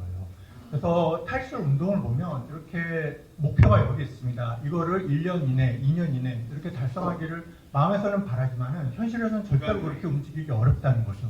결국은 정치적인 타협에 의해서 조금씩 점진적으로 변할 수밖에 없는 상황입니다. 그런데 문제는 이건 것 같아요. 저희가 이 책에서 썼지만요. 이렇게 점진적으로 정책을 변화해 나가려고 하는 시설을 조금씩이라도 개선해 나가려는 경로가 사실은 탈출 운동에서 말할 때 가장 위험한 경로일 수 있다는 거예요. 예. 여기서 이제 시설이 유지되는 순간 결국은 인간의 그 안에서 거주하는 사람들의 자율성을 침해하는 그 규범이 여전히 남아있다는 얘기가 됩니다. 예. 그래서 지금 시설 개선을 이야기할 때 자칫 잘못하면 그저 주거 환경을 개선하는 정도에 머물 가능성이 있어요. 그래서 이 책에서 그것도 중요한데 그것도 분명히 중요한 것이긴 하지만 우리가 뭘 놓치면 안 되느냐? 사람의 자율성. 한 사람의 삶의 자율성을 절대 놓치면 안 된다. 주거 환경 개선이 과연 그 자율성의 증진까지 이어질 수 있느냐? 그리고 아까 지역사회 말씀하셨는데 최한별 작가님께서 자, 그 지역사회 전체로도 시설 밖을 나선 우리 장애인 분들과 같이 살 준비가 돼 있느냐? 이게 한 사람 한 사람의 삶에서 검증이 돼야만 지금의 시설만이 대안이 아니구나 라는 거를 우리 모두가 깨달을 수 있는 것 같습니다. 그러니까 탈출 운동하시는 분들 입장에서 가장 답답해하는 부분 중에 하나가 시설 밖의 삶이 대안의 가능성이 있는가라는 질문을 계속 던지게 되는 거예요. 있거든요. 그 성공 사례가 있다는 게 이제 이 책에 담겨 있습니다. 예, 그런 것들을 주목해 주면 좋지 않을까 생각이 듭니다. 네, 감사합니다. 선생님이 연구자도 모으고 변호사도 모아서 이 무모한 활동가들과 반대쪽에 되게 현실적인 분들 모았다는데 현실적인 거 맞는 건가요? 제가 보기엔 같이 모모하신 거 아니신가요? 안무한데. 근데 근데 진짜 맞나요?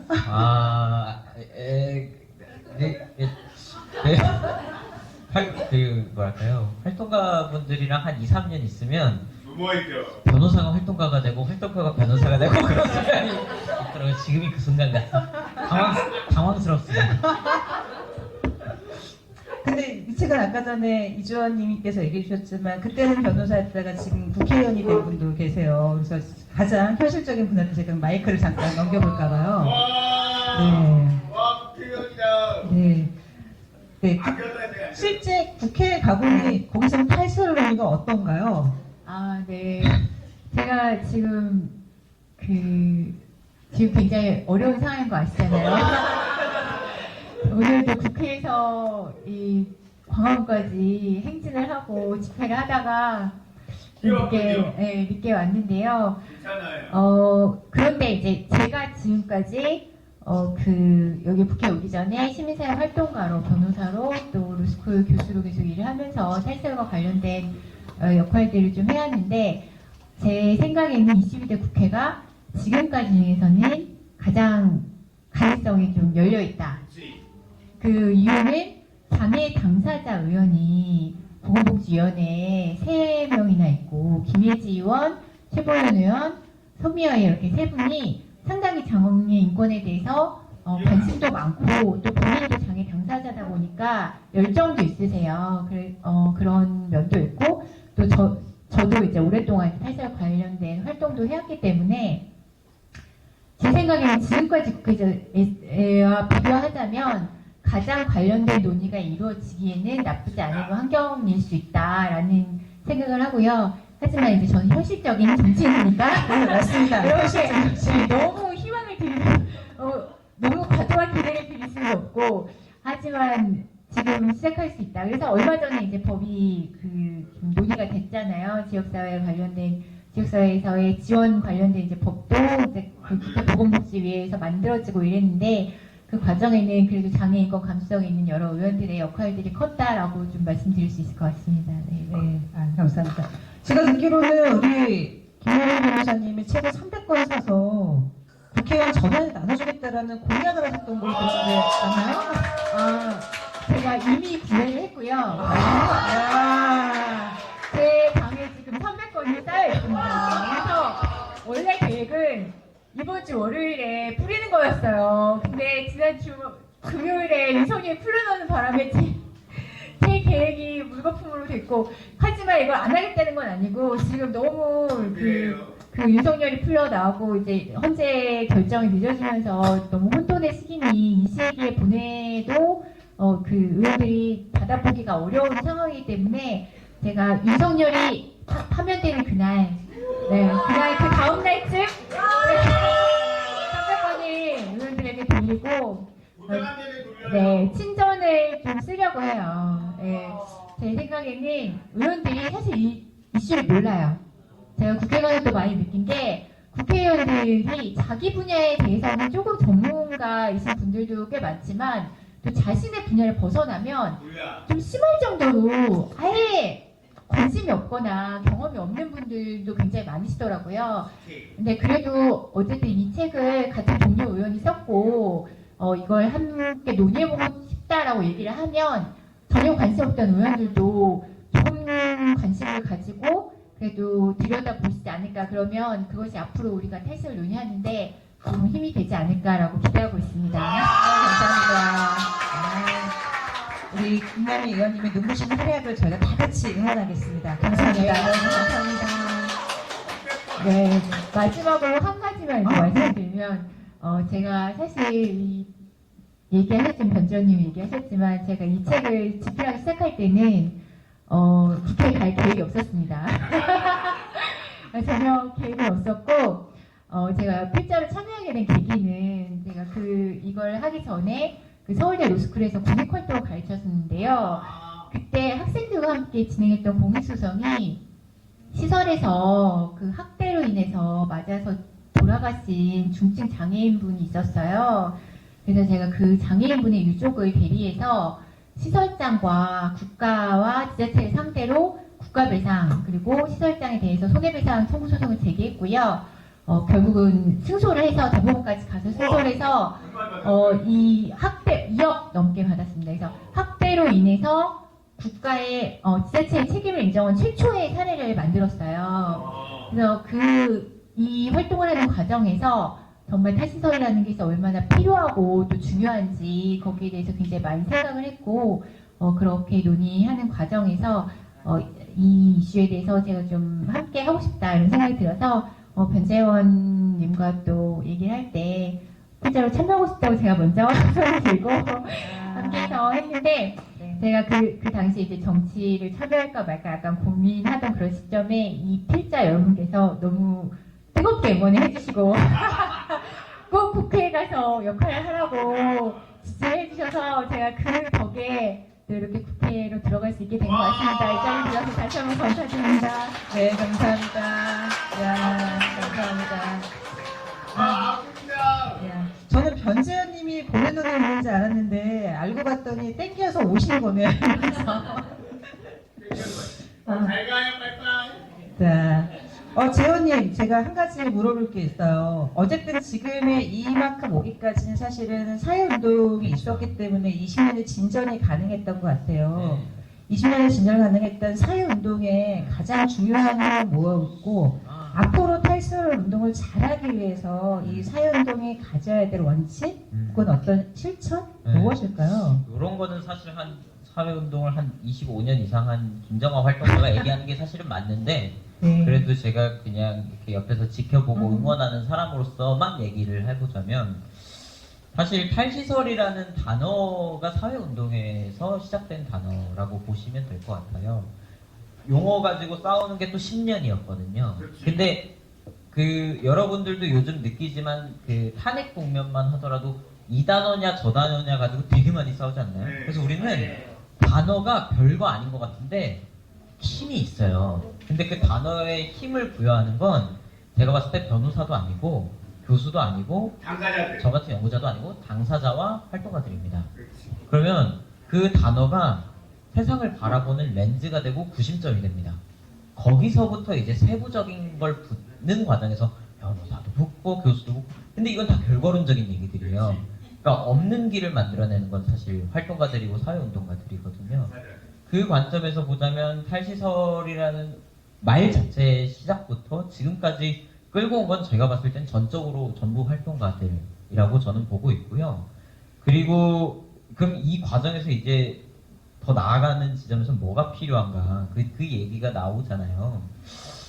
제가 봤을 때는 활동가들에게 무언가를 앞으로 좀 더 해라라고 감히 얘기하기보다는 이게 활동가들만의 싸움으로 만들지 않도록 우리가 좀 책임을 나누는 게 필요하지 않을까. 저는 그쪽으로 좀 더 얘기를 나누고 싶어요.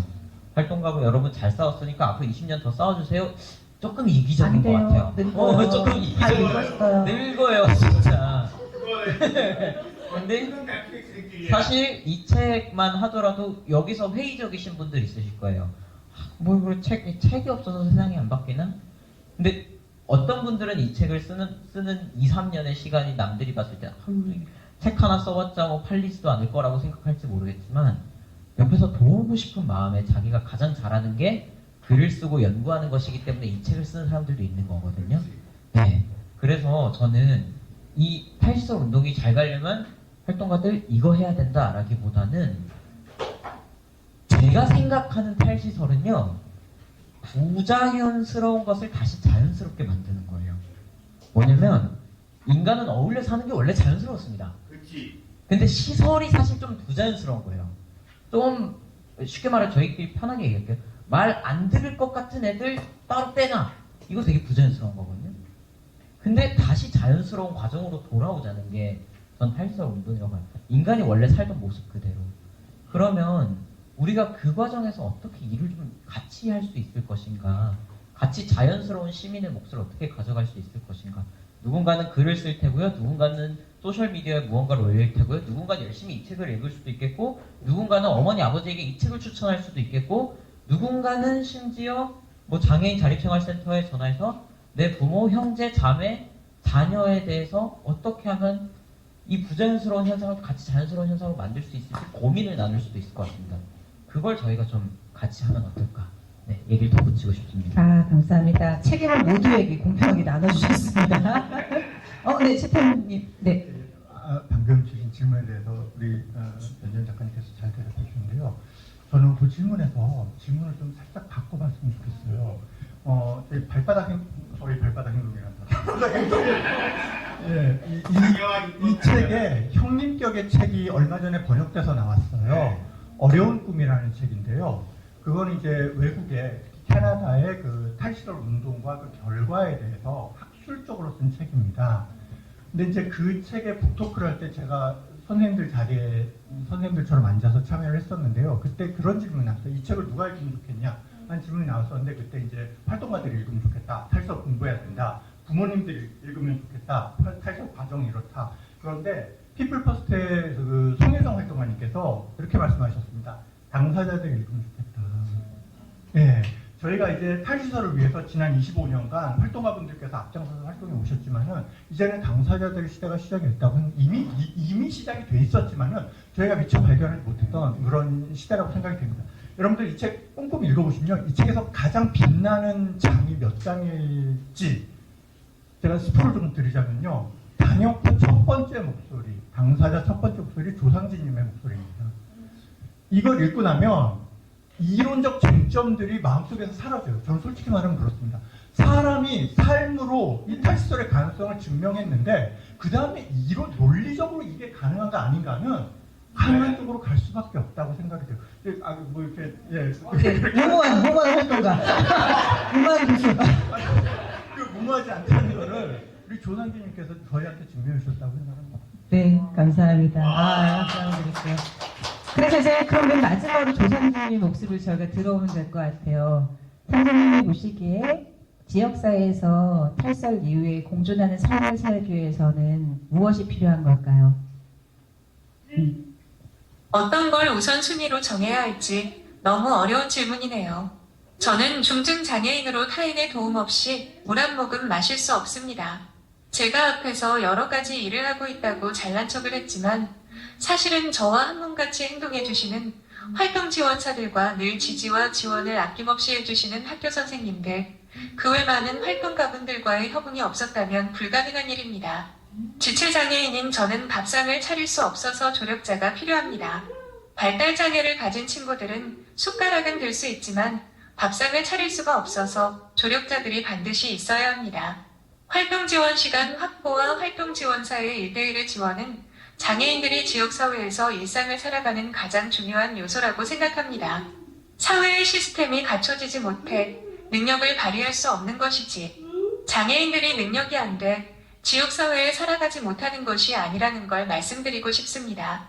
정규교육을 받아보지 못한 제가 처음 간 학교는 강서구에 있는 한울중학교였습니다. 인권 강의를 하기 위해 떨리는 마음으로 학교를 들어섰는데 예상과는 다르게 학생들이 비장애인을 대하듯 인사를 하고 말을 건네주었습니다. 전동 휠체어와 저를 신기하게 보는 비장애인의 시선에 익숙했던 저에게는 학생들의 스스럼 없는 태도가 오히려 충격이었습니다. 장애인 인식 개선 교육의 중요함을 온몸으로 느끼는 날이었습니다.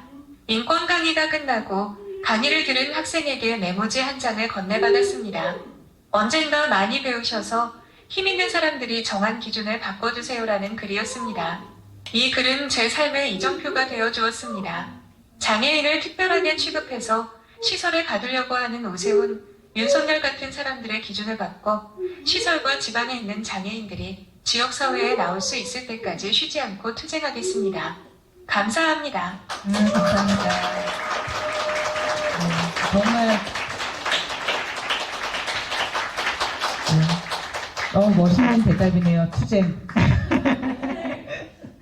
그 객석에 앉아 계신 분들도 궁금한 게 좀 있으실 것 같아서요. 잠깐 요 패널분들 이야기는 좀 마감하고 이야기를 좀 들어보도록 하겠습니다. 궁금하신 거 물어보셔도 좋고요. 아니면 이야기 나누시면서 드셨던 이야기, 생각들 나누셔도 좋을 것 같습니다. 편하게 이야기 나누시면 어떨까요? 네, 발언하셔도 됩니다. 네. 누구신지 소개 잠깐 부탁드리면서 발언 부탁드릴게요. 안녕하십니까. 저는 중증 시각장애인 당사자이자 장애인 동료 상담을 잠깐 공부하고 있는 청년입니다. 반갑습니다. 이성훈이라고 합니다. 그 변전 연구자님께 여쭤보고 싶어요. 정말로 이제 4, 5, 6장에 그 나와 있는 것들과 관련돼서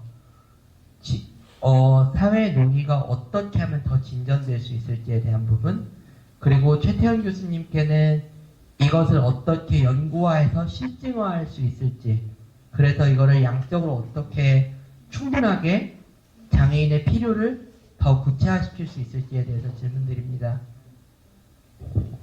제 답변, 먼저 질문 주셔서 감사합니다. 제 답변을 먼저 좀 짧게 드리면, 이 책이 아직 낯서시니까 제가 조금만 짚어가면서 할게요. 사장은 온갖 문제들을 다 담았습니다. 이거 이렇게 하면 문제가 생기지 않냐, 저거 저렇게 하면 문제가 아니냐. 그것들인데요. 이 문제들은 제가 다 읽기가 어려우니까 오늘은 생략을 하고 조금만 읽어주시면 좋겠고요. 아마 5장 중심으로 좀 말씀드릴 수 있을 것 같아요. 제가 그러니까 어떤 정책을 만든다는 건 굉장히 조심스러운데, 인간의 존엄은 이거면 됩니다라고 제가 김치찌개 레시피 만들듯이 얘기하면 안 되는 거거든요, 사실은. 그럼에도 불구하고 현실적으로 과제는 수립을 해야 돼요. 그러니까 우리가 계속 그 천국에서만 얘기할 수는 없잖아요. 그래서 이제 제가 짠 게 뭐냐면, 첫 번째는 집 문제 어떻게 할 거냐, 그 다음에 두 번째가 돈 문제 어떻게 할 거냐, 그 다음에 세 번째는 활동지원 문제 어떻게 할 거냐. 사실 이걸로 축약을 했어요. 그러면 친구 문제는 그러니까 사는 게 다 문제잖아. 사실 태어나는 이상 그냥 잘못해서 다 문제예요. 근데 이제 사는 것도 문제고, 파스타 먹는 것도, 세탁기 하는 것도 다 문제인데, 일단 가장 큰 문제들만 좀 먼저 이렇게 돈 문제 어떻게 할 거냐, 집 문제 어떻게 할 거냐, 활동 지원 어떻게 할 거냐, 요 세 가지인데요. 그러니까 핵심만 짧게 말씀드리겠습니다. 아마 좀 궁금하신 분들이 있을 테니까요. 집 문제 같은 경우는 사실 공공임대주택이 지금 장애인 당사자분들의 공공임대주택 비율이 굉장히 낮아요. 그리고 사회주택이라고 해서 장애인과 비장애인이 함께 주거할 수 있는 시스템도 거의 마련이 안 되어 있어요. 그리고 조금만 더 하나 해보자면, 닭이 먼저냐 달걀이 먼저냐 문제인데, 여러분들도 한번 퀴즈로 생각해서 맞춰보세요. 세상이 좋아지면 장애인이 나와 삽시다가 있고, 장애인과 어울리다 보면 세상이 포용적이게 될 것이다가 있습니다. 무슨 말인지 아시겠어요? 그러니까는 세상이 완전히 평등해지면 그때 장애인들 집 여기 나와서 삽시다 하는 게 있고, 같이 어울리면서 투닥투닥 살다 보면 조금씩 맞춰갈 수 있습니다가 있는 거죠. 근데 이게 실제로 미국에서도 실험이 있었어요. 근데 결론은 뭐냐면, 투닥투닥 하면서라도 맞춰가다 보니까 알게 되는 거지, 어느 날 세상이 다 평등해져가지고 자 이제부터 장애인 입장 뭐 이런 건 없다는 거예요. 네. 그래서 이 관점에 대한 이야기가 여기 담겨 있습니다. 제가 이건 좀 깊은 내용이니까 따로 읽진 않겠습니다. 돈 문제 어떻게 할 거냐는 결국은 또 이거 두 가지 문제인데요. 연금 문제 어떻게 할 거냐, 일자리 문제 어떻게 할 거냐입니다. 그렇죠? 근데 이제 일자리 같은 경우는 여러분들이 아시는 분도 있고 모르시는 분들도 있겠지만, 조상지 선생님도 일자리가 있으십니다. 그러면 이제 우리가 머릿속에 생각하는 거죠. 아니 어떻게 일을 하지? 그렇잖아요, 사실은. 근데 아까 지금 조상지 선생님이 학교 가서 강의했던 얘기도 들으셨죠? 그리고 이제 조금 여기 책 보시면 권리중심 일자리라고 해서 중증장애인 분들께 맞춰진 일자리도 있어요. 무슨 말을 하고자 하는 거냐면, 저희 상상력이 부족한 거지 일자리가 없는 건 아니에요. 그럼 그 일자리를 어떻게 마련할 것인가에 대한 내용이 조금 구체적으로 담겨 있고, 연금이 지금 어디까지 와 있는데 이게 어느 만큼 부족한지에 대한 얘기가 조금 담겨 있습니다. 활동지원 문제는 전형적으로 이제 시간 문제여서, 그러니까 무슨 말이냐면 하루에 몇 시간까지 지원할 수 있냐 이 얘기여서, 이거 좀 산술적인 얘기여서 제가 좀 길게는 안 하겠습니다. 결론을 짧게 정리를 하자면, 결국은 법 문제와 돈 문제로 해소가 되겠죠. 법이 만들어져야 되고 돈이 만들어져야 되는데, 이 4, 5, 6장에는 그래서 그러면 그 법과 돈이 어느 방향으로 어떻게 만들어져야 되냐, 그 이야기가 담긴 거고요. 근데 그 정답이 있으면 뭐하냐, 안 만들어질 건데 라고 하시면 안 되고, 여러분들이 저희와 같이 모두와 같이 투쟁하는 만큼만 만들어지지 않을까라고 생각합니다. 네, 여기까지만 하겠습니다. 네, 감사합니다. 와, 결론이었어. 네, 채택 교수님 받으신 질문. 네. 예, 질문해 주셔서 감사합니다. 질문 있을 때 이제 탈시설에 대한 여러 가지 정책에 대한 연구가 이루어지고, 그 다음에 그걸 통해서 어떤 정책이 실질화되고, 그러면서 이제 장애인의 필요를 구체화할 수 있는 방안이 뭘까 말씀해 주신 걸로 이해가 됐는데요. 연구를 하려면 데이터가 필요합니다. 이 세계에 대한, 우리가 해본 실천에 대한, 실험에 대한 데이터가 필요한데, 그 데이터는 어디서 나오느냐? 실험으로부터 나오는 거죠. 좀 아까 변지현 작가께서 말씀하셨듯이, 이것도 해보고 저것도 해봤더니 이건 이런 결과가 나오고 저건 저런 결과가 나온다. 지금 현재 장애인 정책에 있어서 우리 사회가 많이 해본 실험은 시설 실험이었어요. 시설만 실험해 본 거였어요. 그러면 이분들이 시설에서 사는 것이 아니라 지역사회에서 살 때는 무슨 일이 있을까? 데이터가 있어야 정책을 만들잖아요. 데이터가 별로 없는 거예요. 나와 성분들이 몇 명 안 되니까요. 네, 그래서 우리가 통계적으로 이분들이 시설에 나와 살았을 때 이 정도 삶이 개선된다. 뭐 이런 얘기를 확실하게 할 수가 없는 상태입니다. 이런 얘기를 확실하게 할 수가 없으니까 어떻게 돼요? 정책 설계를 할 때 설득력이 없어요. 증거를 가져와라. 탈설했을 때 이분들의 삶이 더 나아진다는 증거를 가져와라는 얘기를 하는데 증거를 가져올 수가 없어요. 왜? 실험을 안 해봤으니까. 그러니까 이게 동어반복적 상황이 되고 있는 겁니다. 그래서 아까 말씀해 주신 부분에서 자 연구가 됐든 정책 실험이 됐든 자 이게 다양한 것들을 우리가 해봐야 된다라는 것 그걸로 이제 여러분들도 각자 이제 활동하신 영역이나 연구하신 영역에서 이 다양한 데이터의 중요성을 좀 이렇게 주장해 보시면 어떨까 싶고요. 그 다음에 마지막에 그 부분 장애인의 필요를 구체화하는 것 이것도 제가 좀 아까 당사자의 시대다라고 말씀을 드렸지만은 여전히 저희가 이제 이 당사자가 아니라 이렇게 지원해주는 사람이다라는 관점에서 장애인분들은 뭘 필요로 할까 이런 얘기들을 좀 하는 부분이 있는 것 같습니다. 제 딸이 사춘기인데요. 잘 모르겠어요. 뭘 원하는지. 내가 아버지로서 뭘 해줘야 될지 잘 모르겠어요. 최고의 정보는 딸의 입에서 나오는 정보입니다. 저희가 우리 사회가 당사자분들에게 정말로 무엇이 필요한지 진지하게 얼마나 물어봤는지 우리가 생각을 해봐야 되는 것 같습니다. 안 물어봤어요. 네, 저희는 짐작한 거예요. 아, 우리 학생들은 이게 필요하겠지. 우리 딸은 이게 필요하겠지. 그렇다면 장애인분들도 이게 필요하겠지. 그게 필요하지 않을 수도 있거든요. 예. 그런데 문제는 뭐냐? 저희가 이제 미국의 일리노이주 연수 가서 배운 건데요. 장애인분들과 특히 시설에서 오래 살아온 장애인분들과 소통하는 게 쉽지가 않아요. 여러분들 영어를 전혀 안 배우고 영국 사람과 대화하기 어렵듯이 장애인들도 그 특유의 그 의사소통 방식이 있는데 저희가 그걸 아직 잘 모르는 거예요. 네. 그러니까 그분들이 필요를 근본적으로 알기가 어려운 거죠. 그래서 우리가 어디서부터 출발해야 되느냐 대화하는 법부터 출발해야 되지 않을까 하는 거예요. 대화를 통해서 좀 더 많은 정보를 얻고 그 정보에 기반해서 아 그럼 이런 실험을 해보면 어떨까 저런 실험을 해보면 어떨까 하는 과정을 거쳐서 아 이게 맞네 그럼 이쪽으로 가보자 하는 것들까지 이제 가야 되는 건데 이제 그러려면 시간이 걸리겠죠. 시간과 인내심이 필요합니다. 그것들을 우리가 같이 가지고 나가야 되지 않을까 생각이 됩니다. 네, 감사합니다. 또 다른 질문 있으실까요? 질문이나 소감도 좋습니다. 아까 이제 이야기하시는 거 딱 들으면서 무슨 생각 들었냐면 빨리 이북을 출시해 주셔야 되겠다. 큰 글자 도서라. 그래 시각장애인 분들도 적극성에 좋아하시겠다라고 들었는데 우리 뒤에 계신 진실의인 편집자님들 다 알고 계시죠? 이북 화이팅! 이북 못 읽어요. 이북 어플이 어쨌거나 안 돼요. 네. 또 다른 분들 혹시 질문이나 의견? 없으시면 제가 생각하실 동안 또 다른 질문 하나만 던져볼까요? 고개를 끄덕거리셨는데 유승아 작가님 자기한테 이 질문이 올 거라 상상하지 못하셨을 겁니다. 이 앞에 표지 그림도 있고요. 중간중간에 예쁜 일러스트가 들어가 있어요. 사파 일러스트가 들어가 있는데 사실 아까 전에 변재환님께서 그런 얘기 하셨죠. 처음부터 끝까지 고르게 읽게끔 필자를 쓰지 않았다라고 했지만 사실은 고르게 읽히지는 않습니다. 읽다 보면 좀 졸리기도 하고 다시 앞에 돌아가서 무슨 얘기였지? 돌아가기도 하고 말씀하신 것처럼 조상진님이나 박문수님도 너무나 술술 읽히면서 울게 되고 이러기도 하는데 그때 약간 숨통을 틔워주는 게 저는 이 일러스트였거든요. 그래서 우리 유승아 작가님은 어떤 인연으로 또 이 작업에 머리 끄댕이가 붙잡혀 오셔서 어떤 마음으로 이 그림을 지금 그리고자 하셨는지 그림에 대한 이야기 잠깐 들을 수 있을까 싶네요.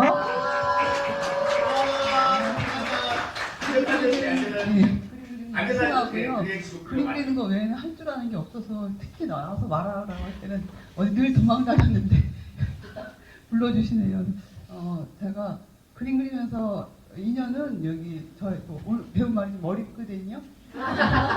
우리 오랜 인연으로 한지연 선생님하고 이렇게 만나고 싶었고 다시 한번 이렇게 인권에 대한 그림을 어쩌다 보니 많이 그리게 됐는데 좀 쉬다 보면 또 돌아가는 세상을 정말 모르겠고 저는 책을 굉장히 공부하듯이 읽었고 또 아직도 질문이 굉장히 많아요. 그래서 사는 게 늘 질문인 것 같기도 했고, 일을 맡았을 때는 이제 어머니를 존엄사 집에서 해보려고 2년을 선고받았는데 8년을 사셨고, 결국엔 제가 몸이 이제 안 좋아서 요양시설로 옮겼는데, 그때 가장 최고로 좋은 데라고 해서 이제 이렇게 선택해서 갔는데, 겉보기는 보호자들한테 굉장히 잘하고 좋은 데 같았는데, 이제 이 마감할 때가 이제 어머니가 이제 가셨어요. 그래서 약간 그림을 내내 좀 울컥한 마음으로 그렸는데,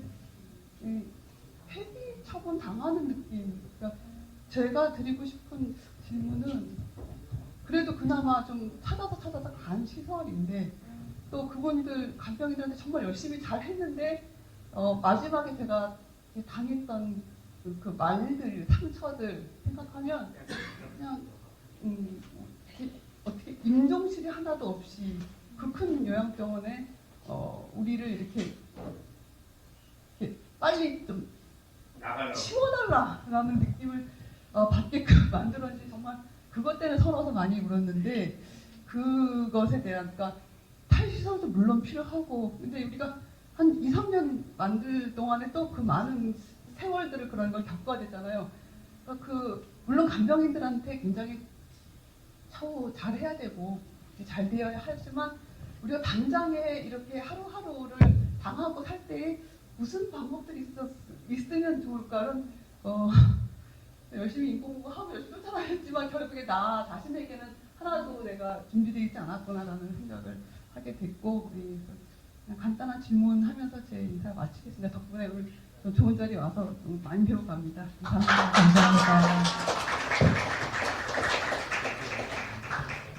감사합니다. 네. 우리 변재환님도. 저도 딱 일주일 전 오늘 어머니 임종을 겪어서 그 공감돼서 잠깐만 더 붙이면, 방법이 없으니까 이제 마지막에 요양병원에 계셨거든요. 안 그럼 고독사 하실 것 같아서.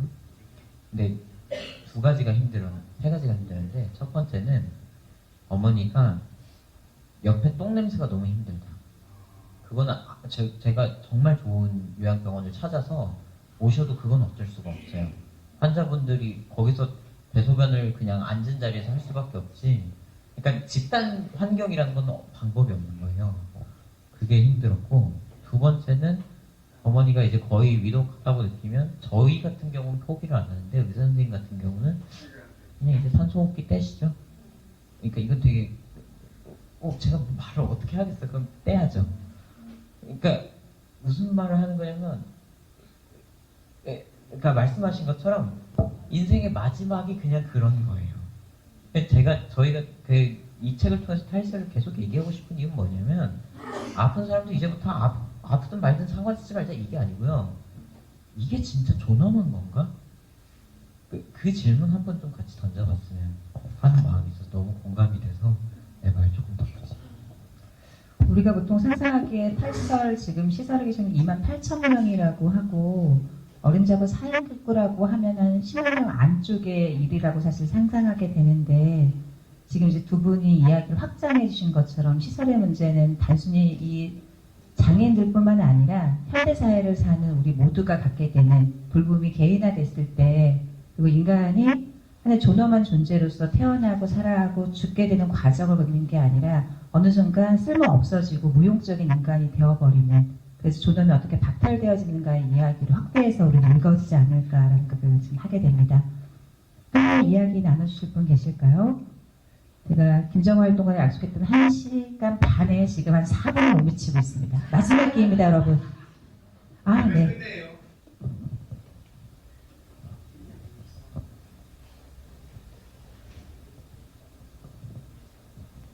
질문보다는 오늘 이 자리를 하면서 느꼈던 제 소감을 좀 짧게 말씀을 드리면 좋을 것 같아서, 저는 이제 특히나 또 저희 광명 지역구 또 국회의원님께서 이렇게 너무나 현실적인 이야기를 해주셔서, 제가 사실은 오늘 이 자리를 하면서 조금 더 이제 저도 이 사회 안에서 내 자녀를 조금 이제 밖으로 한 걸음 좀 더 내놓을 수 있겠구나라는 이제 그런 마음이 들었고, 저는 발달장애 자녀를 키우는 이제 부모예요. 이제 그로 인해서 그 부모님들이 내 자녀가 나다, 내가 그 자녀의 역할을 다 한다라는 마음으로 저희가 단체를 만들고 이제 활동을 했고, 저도 이제 어떻게 하다 보니까 제 아이가 4살 무렵 2009년부터 지금까지 쭉 이제 부모연대 활동을 하고 있는데, 제가 지금 단체 활동 얘기를 했나요? 단체 이름 얘기했죠? 네, 그래서 저희가 부모연대 안에서 제가 2009년 무렵에 제 아이가 이제 4살 무렵에 이제 막 활동을 시작할 때쯤에는 저만큼 어린 자녀를 둔 부모가 없었어요.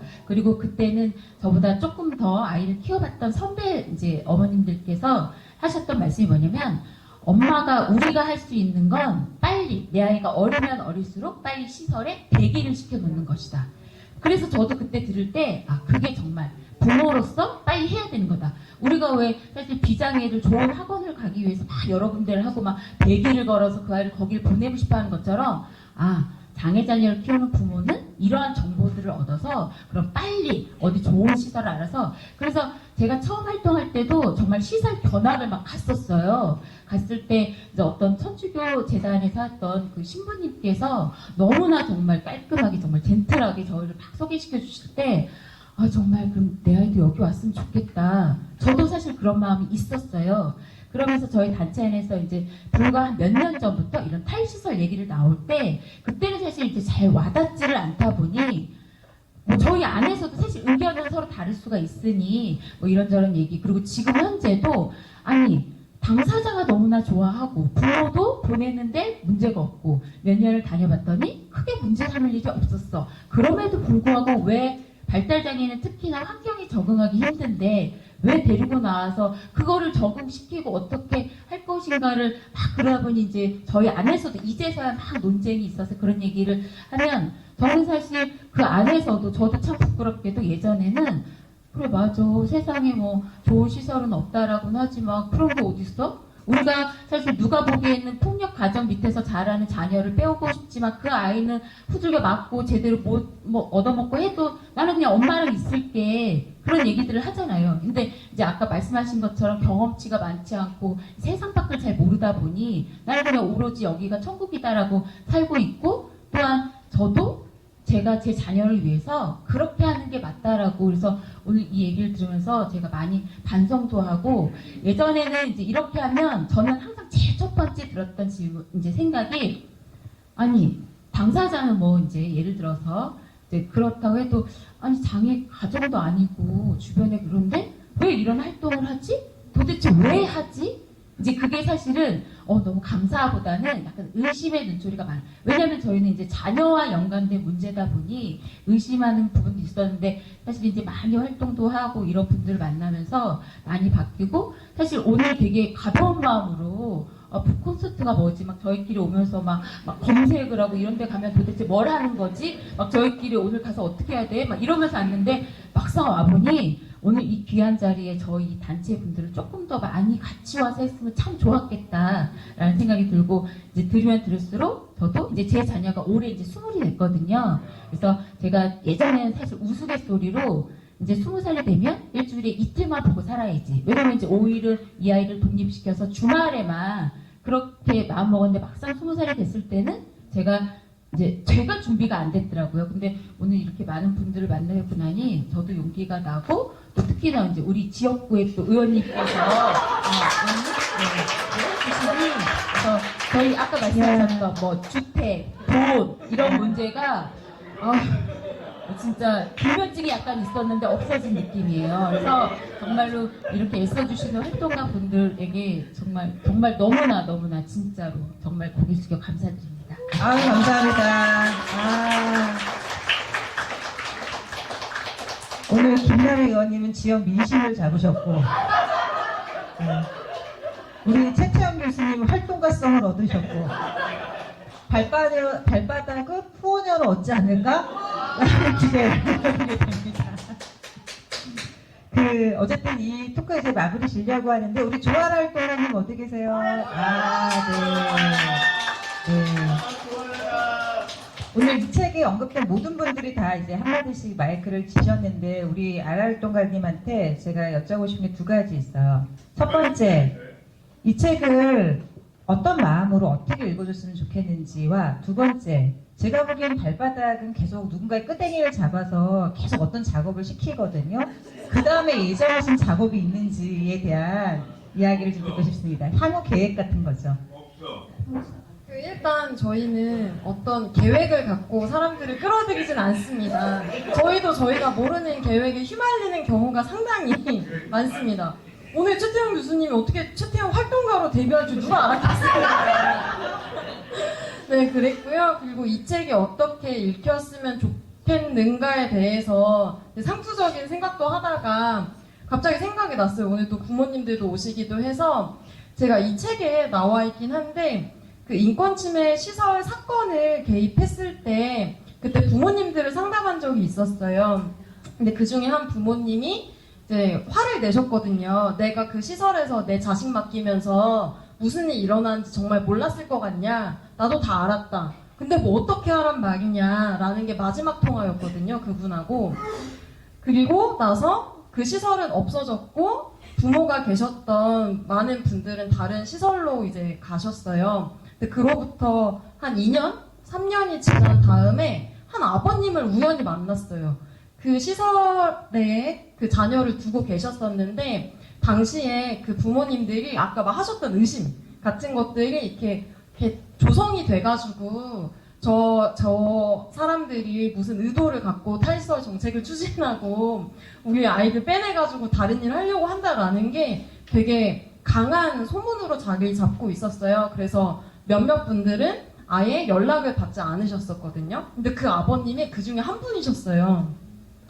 근데 어쩌다 보니 만났고 근데 내가 그때 연락 안 받아서 너무 미안했다. 그리고 내 자녀가 그때 나왔어야 됐는데 다른 전원된 시설에서도 인권침해가 일어났었고 쫓겨나다시피 나오게 됐다. 그래서 죽을까라고도 생각했었는데 다행히 지역사회에 자격지원 연계가 돼서 자격을 한 달 앞두고 있다라고 말씀을 하셨어요. 네. 그래서 그분이 생각나더라고요. 근데 저희한테 그때 화를 내거나 아니면 지금 화를 내고 계신 많은 분들이 왜 그럴까 생각하면은 두려움 때문에 저는 화를 많이 내는 사람이기도 하거든요, 제가. 그래서 어찌 보면 그런 화가 두려움에서 나오지 않을까?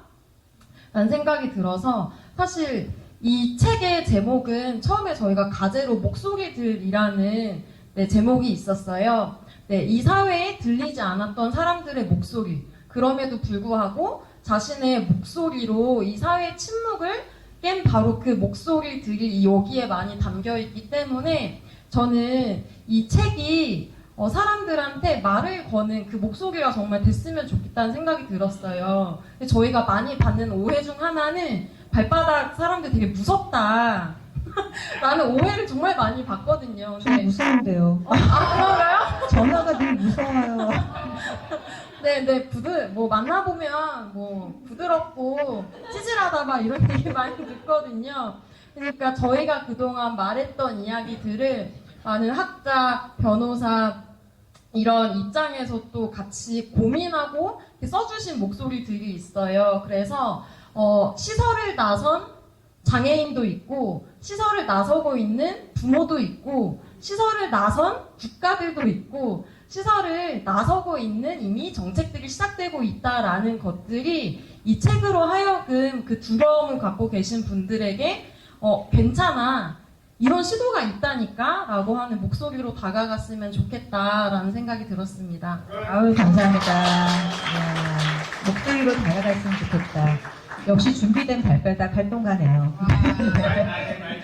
이제 마무리를 해야 될 것 같은데요. 제가 항상 사람들한테 하는 말이 있어요. 그 인권 문제는 세 분류의 사람들이 있는 것 같다. 하나는 가해자가 있고 한쪽에는 이제 피해자가 있는데 그럼 나머지 한쪽은 누군가라고 이야기했을 때 목격자이거나 방관자다라고 이야기를 해요. 어떤 상황을 목격했을 때 그 상황에 대해서 어떻게 개입한지에 따라서 인권의 피해자들이 손에 들어줄 수도 있고 그 목소리가 넓게 울려 퍼질 수도 있고요.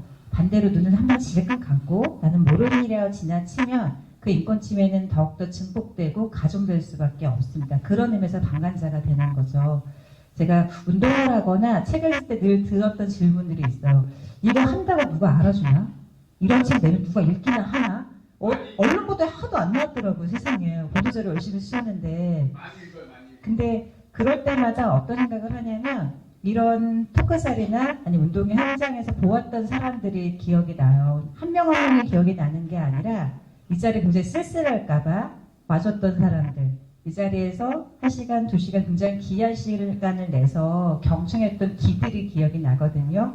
오늘 이 시간도 묵묵히 힘들게 쓰셨던 이 집회진들과 20년 동안 운동회 활동을 발바닥 활동가들과 그리고 여기 앉아 계신 그래서 이 사회 목격자가 되기로 결심했던 분들이 만들어주셔서 가능했던 자리 아닌가 싶습니다. 오늘 자리를 이렇게 마감하도록 하고요. 모두를 위해서 박수 한번 쳤으면 좋겠습니다. 감사합니다.